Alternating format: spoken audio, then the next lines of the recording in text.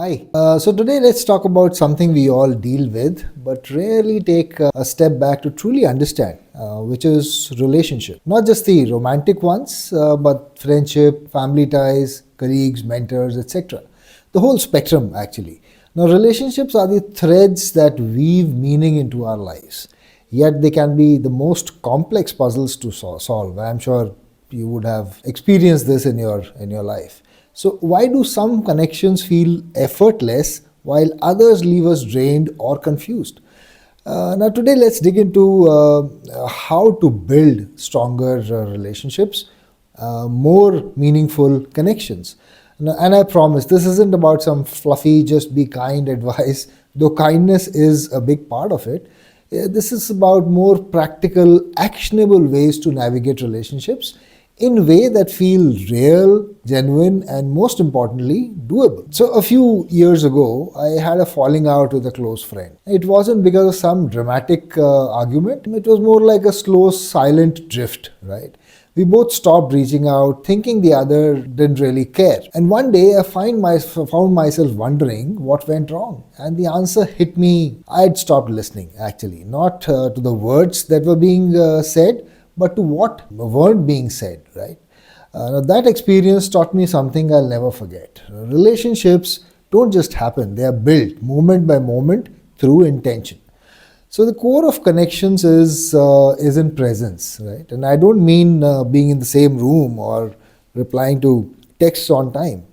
I'm talking about showing up fully. When someone is sharing something with you, are you already forming your response in your mind, or are you sitting back, genuinely hearing them out, being interested in what they are saying? Think of the last conversation you had. Were you really listening? Or were you just waiting for your turn to speak?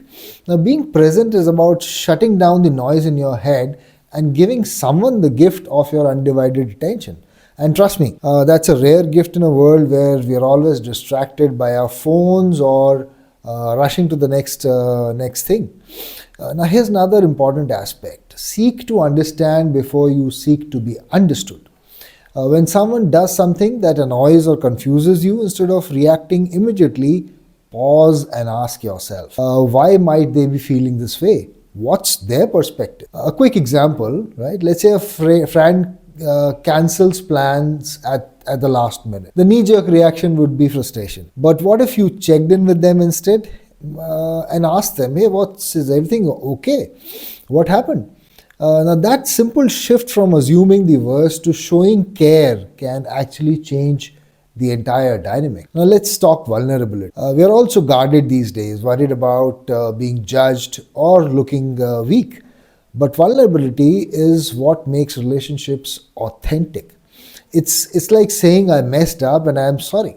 Or I feel hurt by what you said. Can we talk about it? I know it's scary. Trust me, I've been there. Afraid to open up and risk rejection.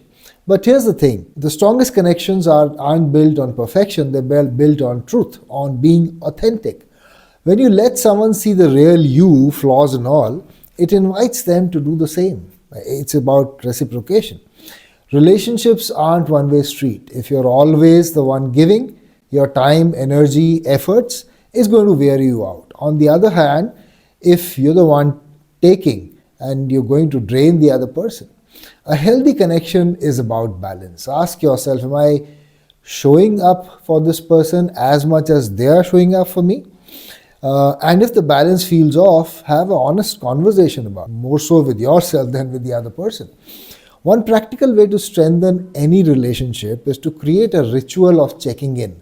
Now, this could be a simple 10-minute phone call with a friend or a coffee date with your partner. The key is consistency. Ask questions like, how are you really doing? Or what's been on your mind lately? And don't rush to give advices, just listen. Sometimes people don't need solutions, they just need to feel heard. Another key aspect is conflicts. I mean, let's face it, conflicts are inevitable. But here's the mindset shift that can help. View conflict as an opportunity and not a threat. When disagreements arise, instead of thinking, how do I win this argument? Think, how can I find a solution together, right? Start with I statement instead of you.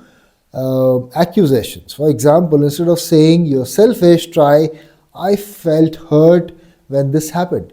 It's amazing how the small change can de escalate tension and pave way for understanding. Before we wrap up, I want you to think about one relationship in your life that could use a little extra care.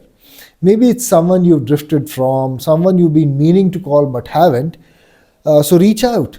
A simple, hey, I've been thinking about you, can open doors you thought were closed. Because at the end of the day, relationships are the foundation of everything we do. Stronger they are, the richer our lives become. So that's it for today. Practical, real ways of building strong connections. Let me know in the comments what one thing you will try from today's video. And hey, if this helped you, give it a thumbs up and share it with someone who could use a little relationship wisdom. Until next time, take care of your relationships and yourself. See you soon.